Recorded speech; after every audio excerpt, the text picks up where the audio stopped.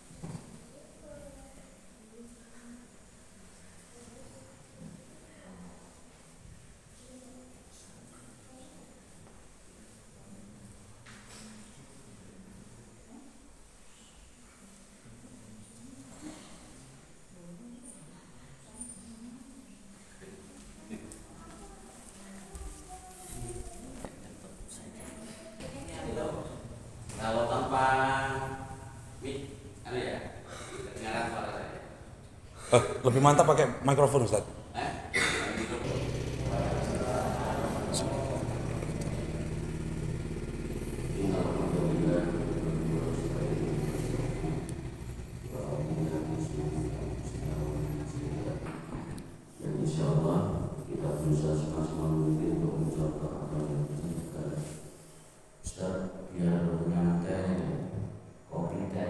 Siap Ustaz.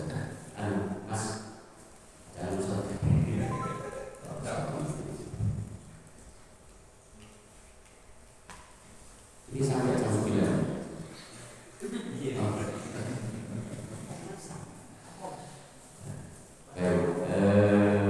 Bapak Ibu sekalian yang dimuliakan oleh Allah,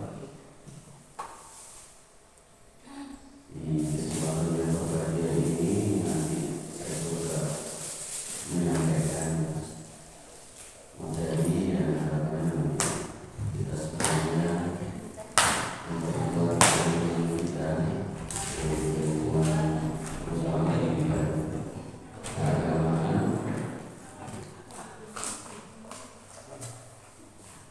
untuk memperkuat sisi keimanan dan ketakwaan kita kepada Allah Subhanahu wa Ta'ala.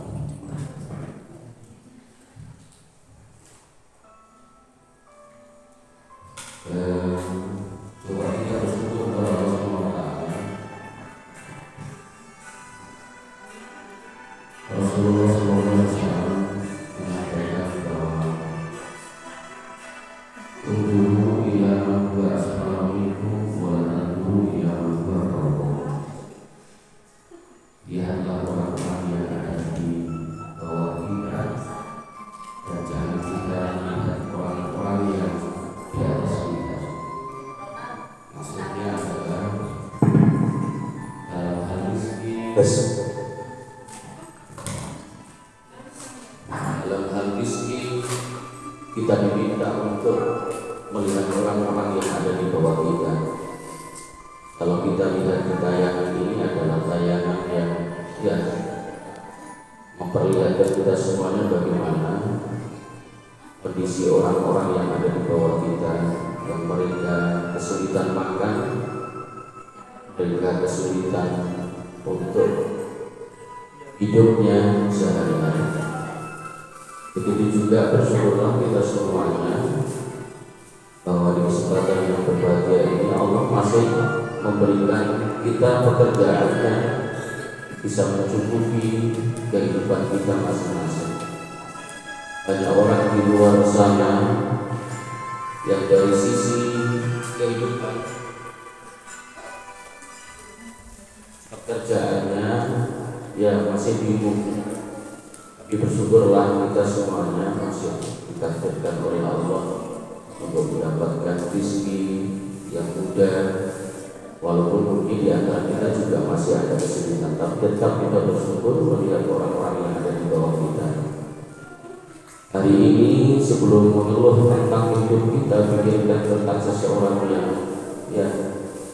oleh Allah dipanggil terlebih dahulu, yang saat itu mungkin bersama-sama kita dan belum sempat menemani keluarganya, tapi Allah takdirkan ya dijemput terlebih dahulu, maka bersyukurlah. Hari ini sebelum mengeluh tentang keadaanmu, pikirkanlah kita masih bisa tersenyum dengan segala kekurangan dalam kehidupan kita. Karena ingatlah anak-anak semuanya, kalau sekolah kita itu saat ini sudah bagus, masih banyak di sana, jauh di sana, sekolah mereka ya sekolah apa adanya. Maka bersyukurlah, alhamdulillah. Ya, bahkan mungkin kalau kita lihat anak-anak kecil bermain, mau cari bola saja, mau beli sepatu saja, sandal saja, ya agak kesulitan karena memang kondisi keluarga. Tapi alhamdulillah anak-anak semuanya oleh Allah ditakdirkan memiliki dengan mudah ya sepatu, walaupun mungkin berbeda dengan yang ada di sekitar. masuk permainan yang kita ya mungkin saat ini anak-anak sekarang permainannya sudah luar biasa. Jangan katakan wahai Tuhan masalahku sangat besar, tapi katakanlah wahai masalah Tuhan itu maha besar, dan Allah lah yang akan menyelesaikan segala macam permasalahan kita. Lebih baik mencoba lalu gagal daripada ya kita tidak mencoba sama sekali. Maka sekali lagi teman-teman semuanya dan anak-anakku semuanya, bahwa kita patut bersyukur atas segala sesuatu yang kita miliki saat ini. Bapak Ibu sekalian dan anak-anak sekalian, di kesempatan yang berbahagia ini mungkin nanti secara singkat saya akan sampaikan materi untuk pagi hari ini adalah perjalanan akbar seorang manusia. Apa perjalanan akbar seorang manusia itu? Perjalanan akbar seorang manusia itu yaitu perjalanan atau kehidupan yang dialami oleh manusia. Setiap anak Adam akan mengalami, kalau saya sebutkan yaitu mengalami sebuah perjalanan, akan mengalami kehidupan di 5 alam. 5 alam itu apa saja? Ada yang tahu? Ada yang tahu? 5 alam itu apa saja? Ada yang pertama apa? Alam ruh. Ya, alam ruh. Alam ruh. Yang kedua setelah ruh, alam rahim. Rahim dulu, gak langsung barzah. Rahim. Setelah alam rahim, alam lahir ke dunia. Alam dunia. Setelah alam dunia, alam kubur. Ya, setelah alam kubur, alam akhirat. Tidak ada yang tidak mengalami itu semuanya. Semuanya akan mengalami alam-alam itu, gitu ya. Ya, yang pertama alam ruh. Alam ruh. Kita ruh yang berada di jasad kita sudah diciptakan oleh Allah sejak zaman azali. Zaman azali itu zaman di mana sebelum terbentuknya langit dan bumi. Allah sudah menciptakan. Jadi ruhnya manusia semuanya itu sudah diciptakan sebelum langit dan bumi ini diciptakan. Semuanya. Kalau kita bayangkan mungkin di pasar Tanjung, ya, yang jualan baju itu rohnya itu dicengkel-cengkel gitu ya. Rohnya Basuni, rohnya Abi, rohnya Akbar, rohnya gitu. Sudah ada semuanya. Bukan berarti langsung diciptakan saat itu, tidak, tapi sudah ada roh itu. Dan di alam roh itu, sekali lagi di alam roh itu, setelah di alam roh ada ruang dan waktu terbatas. Setelah kita masuk ke alam yang berikutnya, sekali lagi ke alam berikutnya, tidak akan kembali ke alam roh lagi. Tidak akan kembali ke alam roh lagi.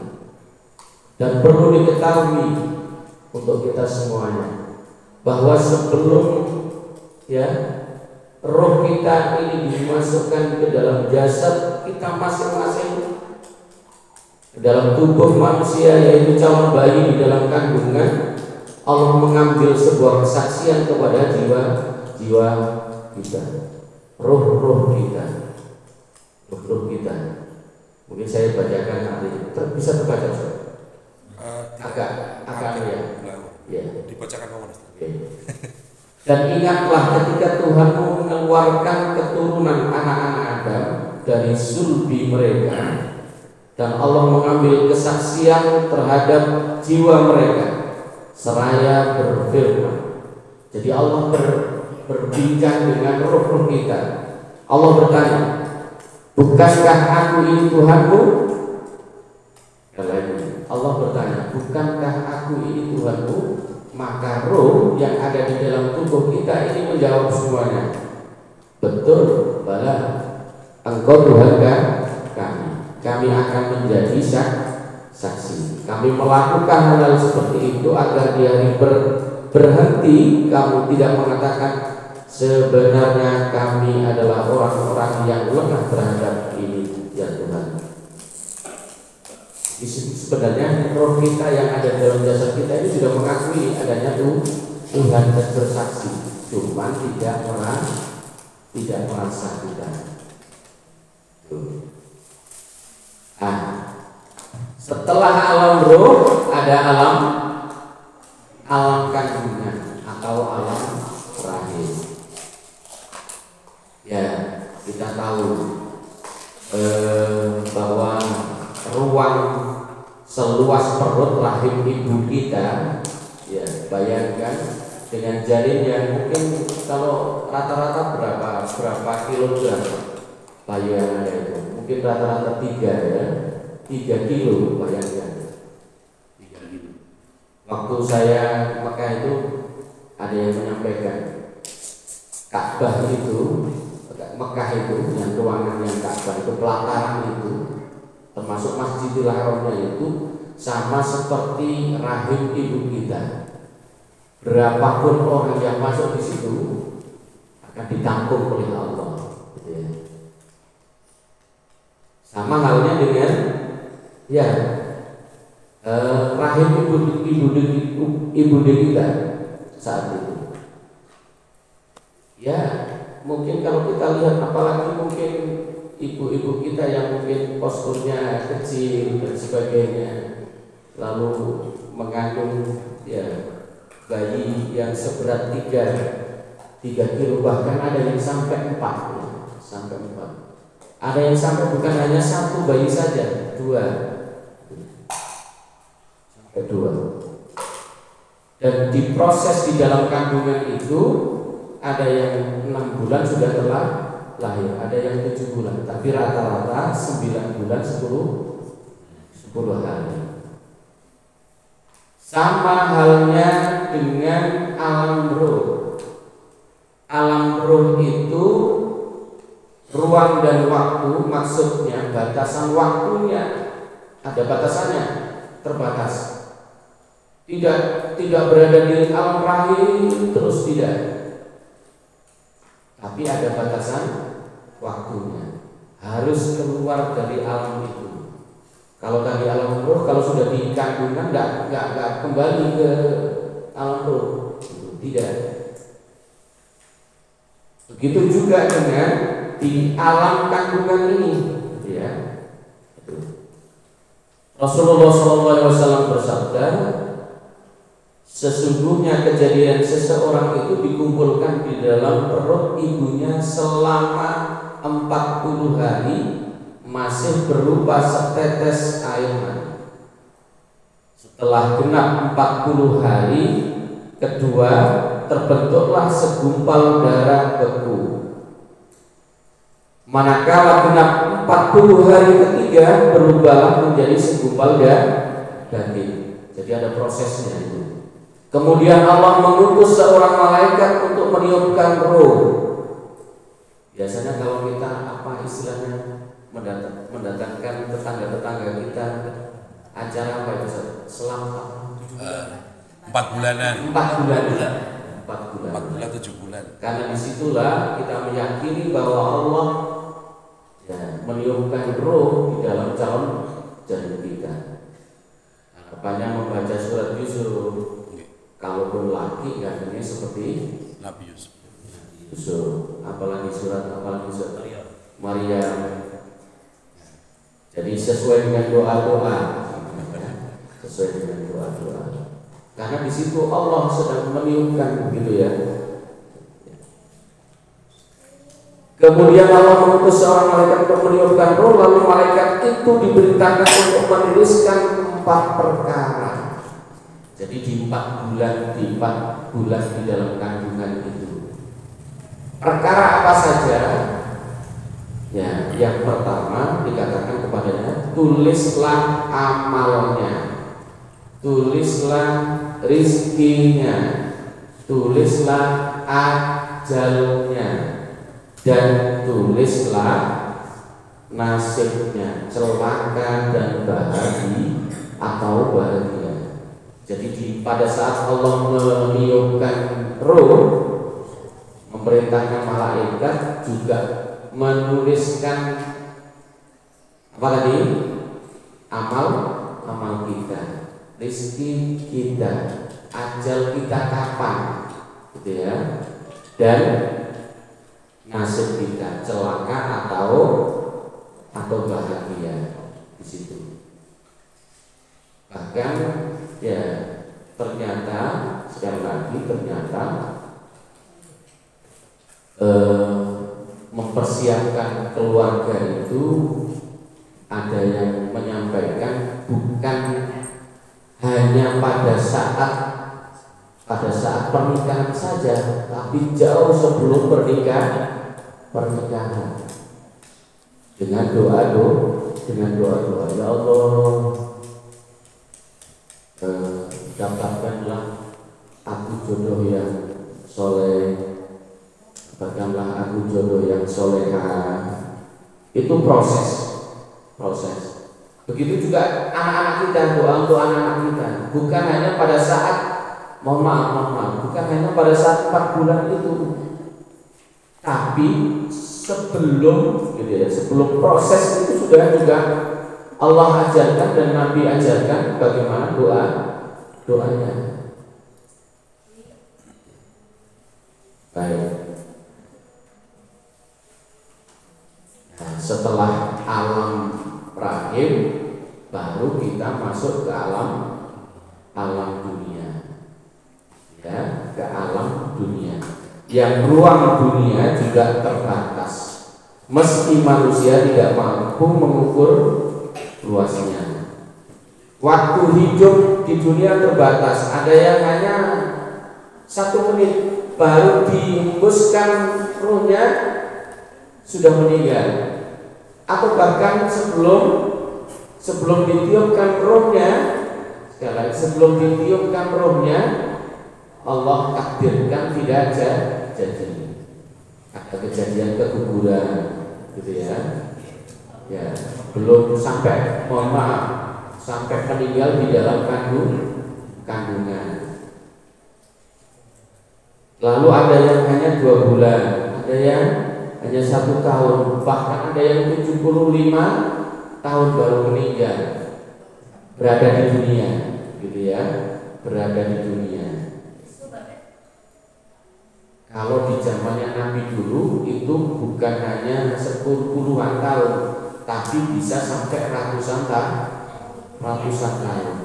gitu ya. Baik.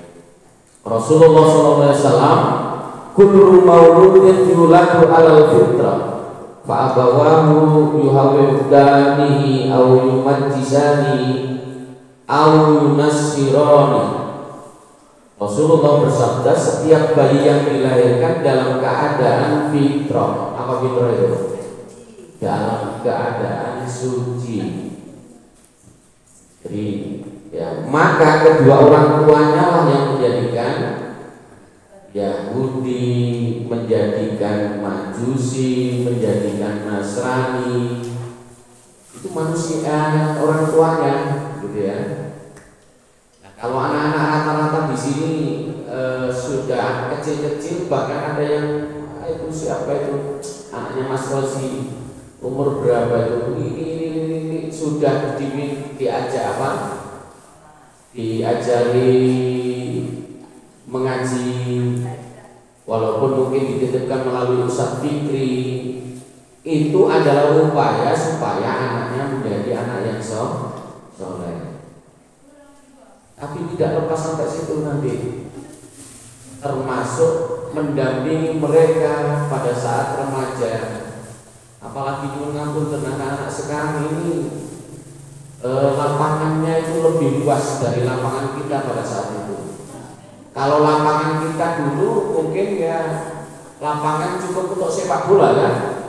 Iya. main layangan. Tapi lapangan anak-anak sekarang jauh luas sampai ke Amerika sana lapangannya. Betul enggak?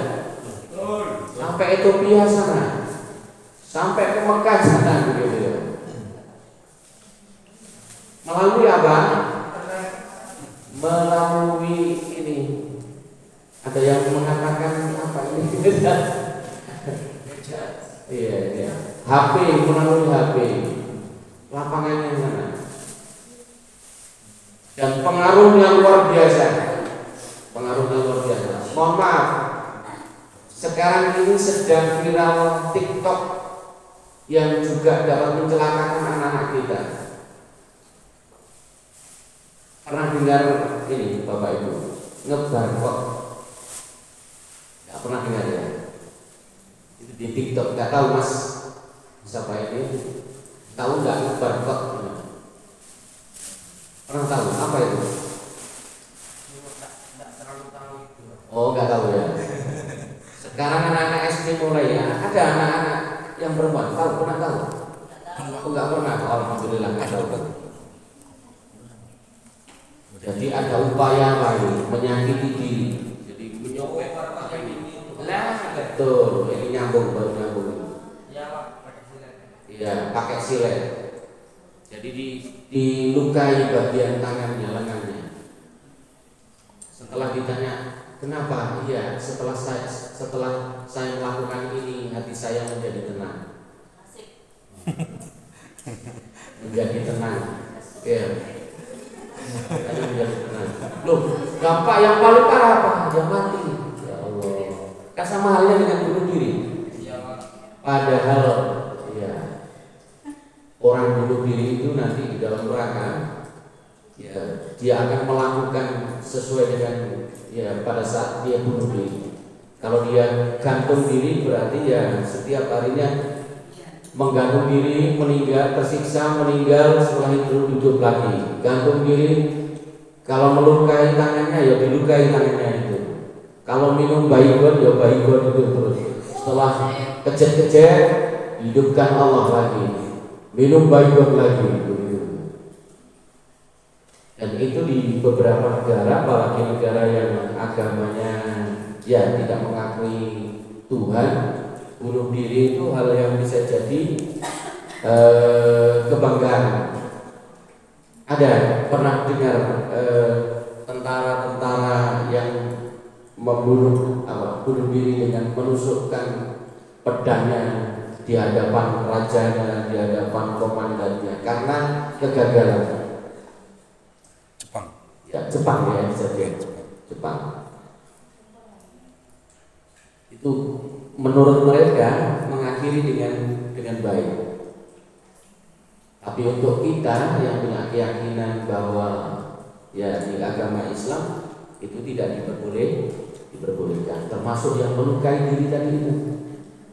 Bahkan sampai namanya itu dituliskan di situ. Misalkan namanya siapa yang senangi Akbar, dituliskan di situ ya, dituliskan pakai jarum budel itu pengaruh TikTok, pengaruh HP.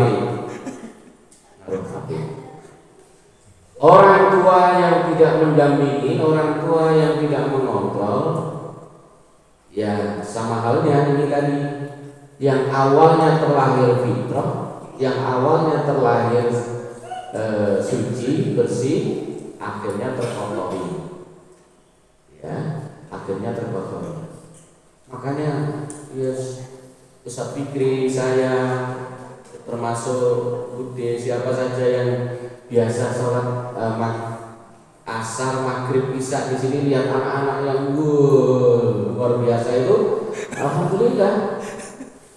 Walaupun pas lari, pas sholat itu ngobrol, ya alhamdulillah. Ya abdi ya. Walaupun pas rukuk itu sambil ngobrol, ya alhamdulillah masih mau masjid, luar biasa. Karena mereka itu modal mereka, gitu ya. Oke. Berikutnya, ya ayyuhalladzina amanu taqullaha wal tanzur nafsum ma qaddamat lighad wattaqullaha innallaha khabirun bima ta'malun. Wahai orang-orang yang beriman, bertakwalah kepada Allah dan hendaklah setiap orang memperhatikan apa yang telah diperbuatnya untuk hari esok atau untuk akhirat, dan bertakwalah kepada Allah, sungguh Allah Maha teliti terhadap apa yang kamu kerjakan. Bapak, Ibu, anak-anak sekalian, di alam roh kita sudah dituntut untuk melaksanakan amal soleh, tidak? Tidak. Di alam rahim sudah dituntut untuk hal itu, tidak. Tapi di alam dunia Allah tuntut kita semuanya, membebani kita semuanya untuk apa? Beramal soleh. Kalau manusia ini secara bertahap, kalau laki-laki, perempuan itu pada ditandai dengan balik. Abdi sudah balik? Oh belum. Makanya kok masih nunggu-nunggu. Apalagi akbar ya, Mas, ya belum balik. Ya nanti belajar. Balik itu orang tua juga mesti harus tahu anaknya sudah balik atau belum. Ya, kalau Mas Ronald, insya Allah sudah balik, malah sudah lama baliknya, gitu ya. Pada saat seorang anak laki-laki maupun perempuan itu sudah dinyatakan balik, maka di situ ada kewajiban. Kewajiban apa? Memenuhi perintah Allah. Bertakwa tadi itu. Wahai orang-orang yang beriman, bertakwalah. Bertakwa, takwa, arti takwa itu menjalankan perintahnya dan menjauhi larangannya. Itu takwa. Ada seorang sahabat bertanya pada seorang alim, wahai Tuhan, apa itu takwa? Gak dijawab, tapi malah bertanya, pernahkah Tuhan melakukan sebuah perjalanan jauh? Katanya, iya Tuhan, pernah. Seandainya,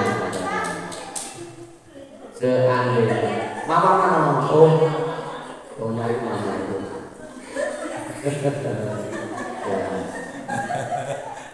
Seandainya, enggak apa-apa.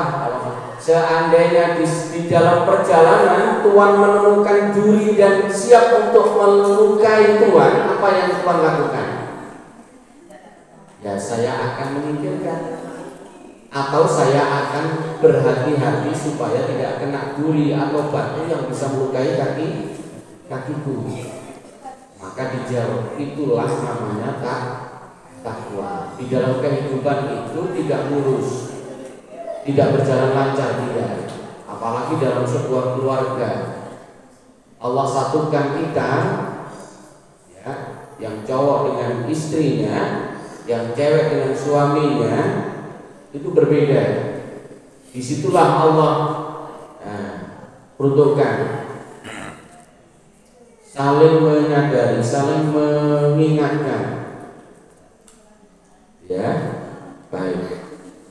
Maka di dalam surat Al-Asr, wal asr, demi masa Allah bersumpah demi waktu, innal insana lafi khusr.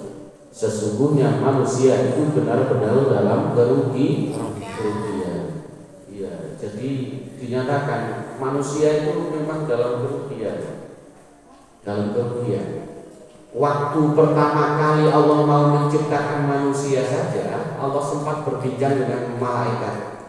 Bahasanya mungkin apa? Ya sharing diskusi gitu ya. Ya disampaikan, wahai malaikat, aku akan menciptakan manusia di muka bumi. Apa katanya malaikat? Wahai Allah, untuk apa engkau menciptakan manusia yang nantinya akan hanya terjadi pertumpahan darah, saling dengki, saling memfitnah, saling dan saling. Itu. Tapi apa jawabannya Allah? Aku lebih mengetahui. Diambilkan keset. Aku lebih mengetahui yang tidak engkau ketahui. Jadi pada saat mau menciptakan saja itu sudah diketahui nanti sifatnya manusia, ya. Alhamdulillah kalau di sini ya. Jadi kalau saya teriak-teriak sama istri itu kedengaran sama bude, sama tetangga sebelah, gitu ya. Ya, itulah dunia, gitu ya.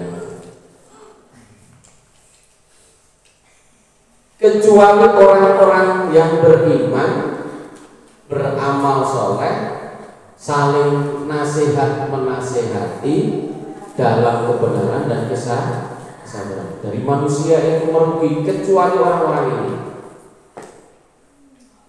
Ya, tinggal milih kita mau merugi atau untung. Kalau untung ya beriman, kalau pengen untung ya beramal soleh. Kalau ingin beruntung saling menasehati. Ya seperti saat ini juga upaya ke arah sana. Ya. Nah, dunia ini memang diciptakan untuk manusia, tapi manusia tidak diciptakan untuk dunia. Ulangi. Dunia ini memang diciptakan untuk manusia, tapi manusia tidak diciptakan untuk dunia. Karena manusia diciptakan untuk akhirat. Ya, ya kita ini sebenarnya makhluk akhirat. Asal-muasalnya kita ini adalah penghuni surga. Surga kita ini. Sudah tahu ceritanya kenapa kok sampai ke dunia? Anak-anak sudah pernah tahu, ya, pernah dengar? Nabi Adam dan Hawa diciptakan dan berpenghuni di mana? Di surga. Karena Nabi Adam dan Hawa ya sedikit melakukan kesalahan, maka Allah turunkan di dunia. Ayo bareng-bareng berusaha kembali ke surga. Dengan cara apa? Beramal soleh. Ya, oke.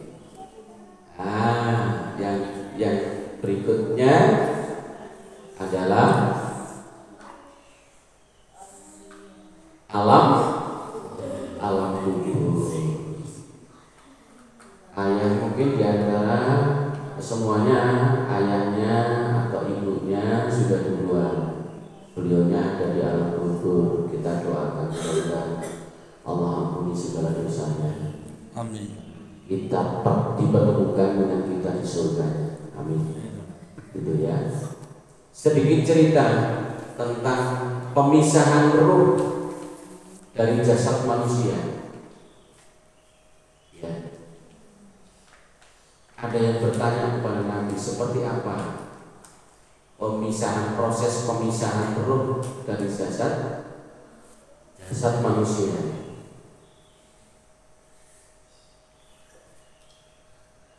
Idza ruhul mukmin, gitu ya. Jika rohnya seorang mukmin, itu keluarnya, yaitu cara pencabutannya, ada yang mengumpamakan seperti mencabut apa ini? Sehelai rambut di tumpukan tepung. Mudah nggak? Susah. Enggak, maksud saya tinggal nyabut begini, mudah nggak? Mudah. Mudah. Karena dikatakan terpisahnya roh dari jasad mukmin itu,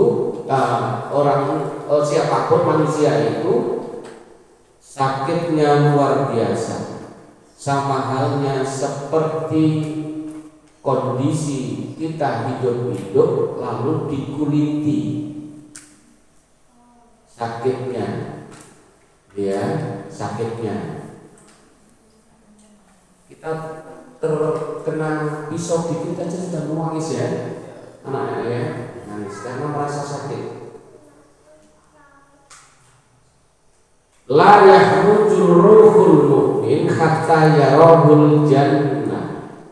Tidak keluar rohnya seorang mukmin sebelum Allah tampakkan surga. Allah tampakkan surga. Jadi roh kita ini belum dikeluarkan sebelum Allah tampakkan surga. Siapa itu? Bagi orang-orang yang bertakwa. Apakah sama sebenarnya sakitnya orang mukmin dan orang kafir? Sama sebenarnya. Pernah dengar ceritanya kegantengan Nabi Yusuf sampai istri raja Siti Zulaikha ya apa itu? Pausan kayak jatuh cinta begitu ya, tertarik kepada Nabi Yusuf. Sampai-sampai yang tersiar ya Siti Zulaikha menggoda begitu ya, menggoda pembantunya seorang budak namanya Yusuf gitu ya. Nah saat itu supaya percaya diundang ibu-ibu istri-istrinya pejabat, diundang.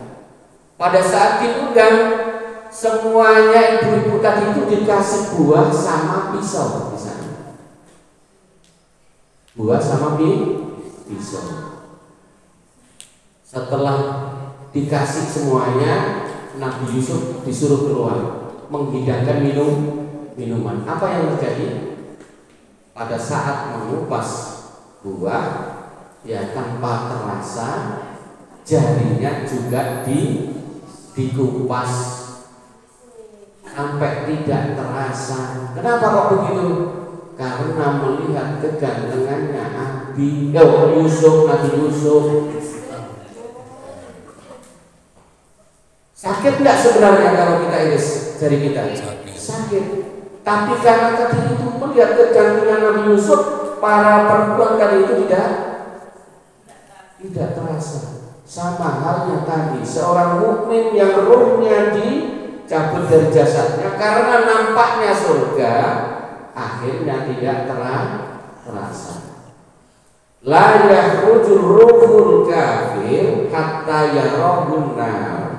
Tidak keluar rohnya orang kafir, orang yang sering meninggalkan perintah Allah, sampai Allah nampakkan neraka.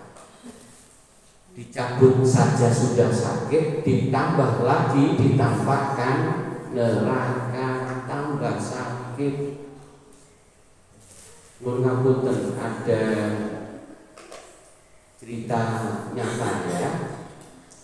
Di belakang rumah saya di Mojokerto itu, jadi pada saat nazar dilepas rohnya, mulai mau berpisah dengan jasadnya, yang keluar dari mulutnya ini apa? Kebun binatang, yo jangkrik, yo jaran, yo subuaran. Sambil apa? Kecil-kecil. Kenapa? Ya karena merasa sakitnya. Bahkan ada cerita juga gitu ya, yang saudara kita yang tidak muslim itu, kalau keluarganya ada yang meninggal, kalau kita kan kita dampingi ya, kita talqin ya, kita sebutkan la ilaha illallah dan sebagainya. Ada budaya kalau keluarganya mau meninggal, ya sudah tanda-tanda meninggal, itu orangnya keluar, keluarganya keluar, setelah itu dikunci dari luar. kejat-kejat dibiarkan di situ, gitu ya. Ya, mudah-mudahan kita termasuk yang tadi itu ya, ditampakkan surga.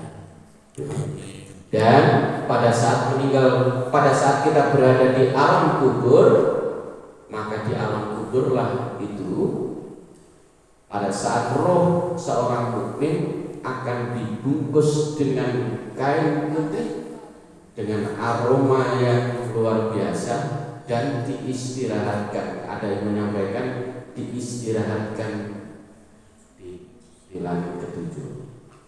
Tapi bagi orang-orang kafir akan mendapatkan siksa kubur. Biasanya di Indonesia. Iya, masih ada ya? Oh, masih ada ya. Ya, karena saya kalau melihat sekarang ya paling kalau nggak TV One, Metro. Kalau Indonesia udah lama nggak punya siksa kubur itu benar adanya, benar ada, gitu ya. Baik, agak saya persingkat. Dan berikutnya, ya, pada saat manusia ada di alam kubur dan sebagian manusia masih hidup, tapi pada saat di akhir zaman nanti tidak ada sama sekali orang yang beriman. Mudah-mudahan keluarga kita tidak nututi pada saat kondisi dunia isinya tidak ada orang yang beriman. Tanda-tanda sudah mulai kiamat. Dan proses ini tidak saya jelaskan secara detail.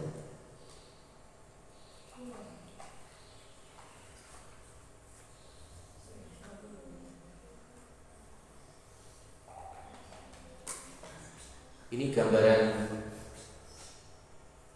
kiamat saja.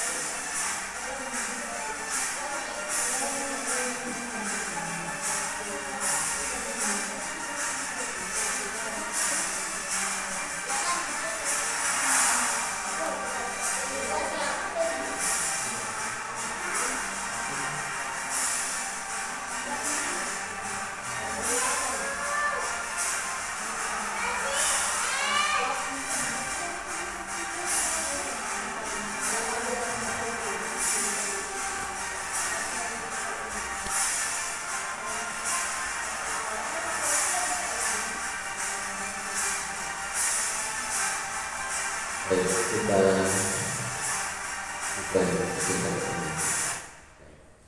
Ya, itu gambaran yang mudah-mudahan kita tidak menemui, gitu ya. Kalau kita menemui berarti nanti anak keturunan kita termasuk orang-orang yang tidak beriman. Baik, dan yang terakhir alam akhirat. Nah, alam akhirat kalau sudah dunia di alam kubur tidak akan kembali ke dunia. Kalaupun mungkin ada yang mati suri dan sebagainya, itu hanya 1-2 dan akhirnya meninggal, ya. Dan yang terakhir alam akhirat. Di alam akhirat inilah ruang dan waktu tanpa batas, kehidupan yang sebenarnya. Dan disitulah nanti Allah menempatkan manusia di 2 tempat, di surga dan di neraka. Surga itu tempatnya bagi orang-orang yang beramal soleh, di neraka kebalikan orang-orang yang tidak mentaati perintah Allah. Ini sebagai pengawal materi dan Ustaz Fikri dan teman-teman yang lain, anak-anak sekalian. Mudah-mudahan untuk berikutnya paling tidak mungkin Ustaz Fikri, Pak RT bisa menghadirkan mungkin narasumber yang bisa memberikan pencerahan yang lebih baik lagi untuk memperkuat. Intinya di pertemuan ini manusia mengalami lima alam. Alam ruh, alam rahim, dunia, alam kubur, dan akhirat. Dan akhirat ini sudah terakhir, tidak ada lagi, tidak akan kembali. Jadi ya, kalaupun kita ini saat ini sedang punya segala sesuatu, ingatlah bahwa itu semuanya hanya sementara. Kecantikan, kegantengan kita itu juga sementara. Nek wis tuwek yo ya kayak gitu itu ya, bahasa orang Malang tuh yo kewet gitu ya. Tuwek, nek tuwek ya sudah kayak gitu ya. Itu saja mungkin yang perlu saya sampaikan. Mudah-mudahan kita termasuk hamba Allah yang selalu diberi kekuatan untuk bersama-sama keluarga dan bersama-sama dengan tetangga untuk ya berupaya semaksimal mungkin untuk melakukan amal soleh yang harapannya nanti kita petik pada saat kita berada di alam yang terakhir, yaitu akhirat. Mohon maaf atas segala kekhilafan dan mungkin ada yang seharusnya sudah berangkat. Pak RT tadi sudah seharusnya berangkat biasanya. Jadi tertahan, mudah-mudahan Allah takdirkan rezekinya lebih murah, lebih gampang untuk kita semuanya. Wassalamualaikum warahmatullahi wabarakatuh. Waalaikumsalam warahmatullahi wabarakatuh. Ada acara lagi? Ustadz mungkin itu Ustadz. Ada pertanyaan ini, ada orang yang mau ikut tapi dalam kondisi haid. Apakah diperkenankan atau bagaimana caranya Ustaz?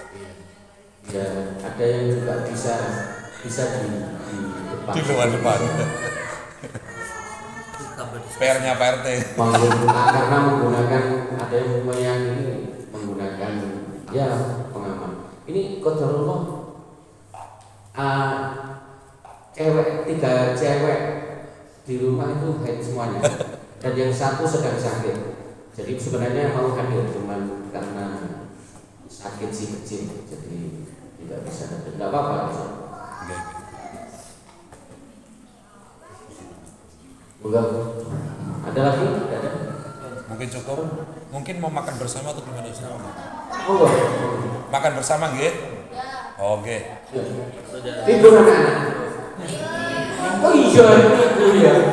Astagfirullahaladzim. Karena Pak Bas gak libur hari ini. Terima kasih. Kalau misalkan ada habis subuh Ustaz, atau habis maghrib mau diadakan misalkan membaca satu hadis saja, itu enak Ustaz. Siap Ustaz. Satu contoh anak-anak. Ini hadis. Qala Rasulullah sallallahu alaihi wasallam, "Idza akala ahadukum falyakul biyamini wa idza syariba biyamini fa inna syaitana ya'kulu wa yashrabu bisimali." Apa artinya? Jika makan seseorang menggunakan tangan kanan, kalau minum tangan kanan. Sesungguhnya setan itu makan dan minum dengan tangan kiri. Itu hadis aplikasi Ustaz. Kalau kita satu hadis gitu aja. Bertetangga juga ada. Tentang hadis bertetangga, tentang banyak tentang itu ya. Saya terima kasih. Bisa langsung dimulai Ustaz makannya. Monggo. Yang sudah siap monggo ya. Bisa dimakan. Insya Allah bulan depan dari Bu Heni sudah siap.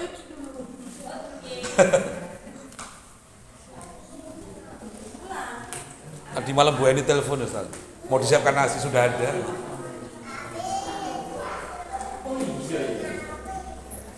Apa?